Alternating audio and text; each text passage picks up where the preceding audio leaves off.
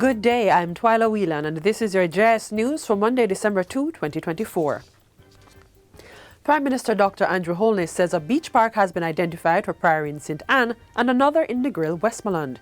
He gave the update on plans for the development of parks and green spaces during a stakeholder breakfast meeting hosted by the Urban Development Corporation, UDC, last week. Then, in St. Thomas, we have given a directive to the UDC to identify and or acquire land in St. Thomas to build their parish park, and that will be called the Freedom Park.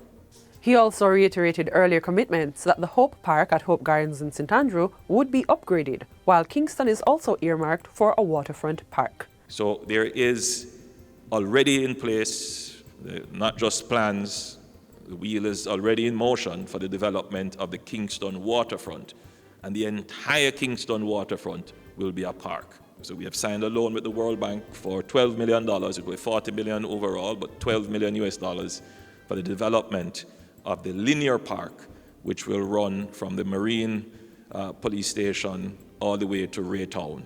And it will be a fantastic gathering place for all Jamaica.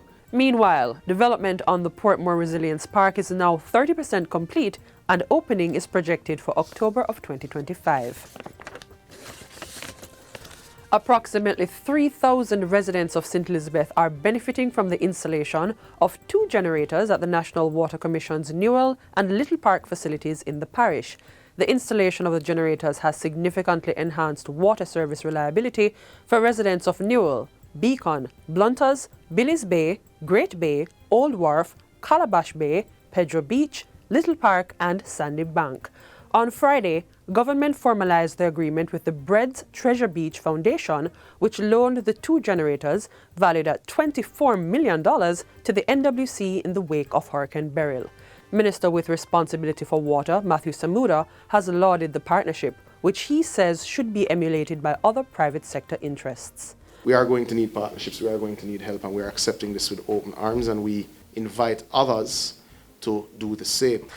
At the same time, he reiterates that the government is making major investments in the country's water infrastructure. We are investing at an unprecedented rate. The Water Commission and Rural Water collectively are active in 74 capital projects, repairing lines, putting in storage, changing old pumps.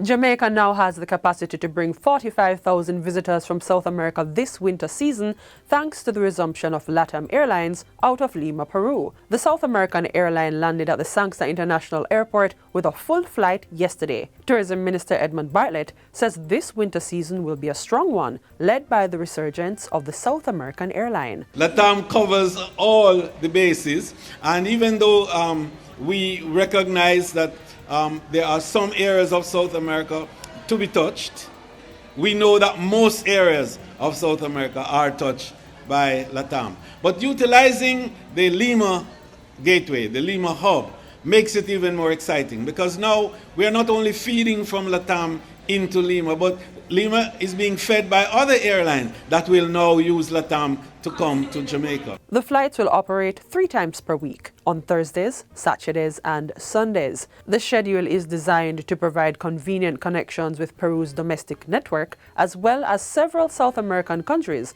including Argentina, Bolivia, Brazil, Chile, Paraguay and Uruguay.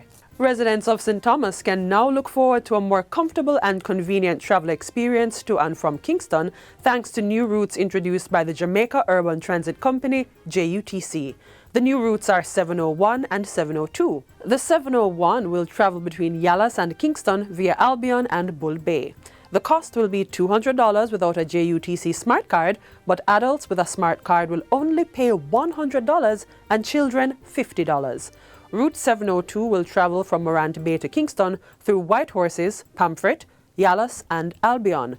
The base fare for this route is $300. It cuts to $200 for adults and $100 for children with a smart card. Plans are underway to launch Jamaica's first artificial intelligence AI lab by the end of 2025 as part of the government's digital transformation strategy. Minister of Education, Skills, Youth and Information Dr. Dana Morris-Dixon says this is part of ensuring the technology is utilized to enhance learning and improve access to quality education. As part of the broader initiative, Senator Dixon adds that there are plans to develop specialized labs in schools that will allow students to have a working understanding of digital technology and expose them to job opportunities within the space. Our education system is changing. Everything about it is changing. And when we talk about STEM education, it links back to AI. Because for our children to be able to innovate and create the new programs, new AI programs, they need to have a particular kind of thinking. They have to be critical thinkers. That's why we're doing what we're doing. The Education Minister was speaking at the recent National Parenting Support Commission (NPSC) Parenting and AI Forum in Kingston. She's encouraging parents to see AI as a tool for growth, urging them to set boundaries around technology use while discussing how it can prepare children for emerging job opportunities. And finally, the new Custos of St. Anne, Joseph Issa, is being hailed as a visionary leader, a dedicated philanthropist, and a champion of innovation. Mr. Issa was presented with the Grand Commission and the Magistrate's role during the installation ceremony on Thursday.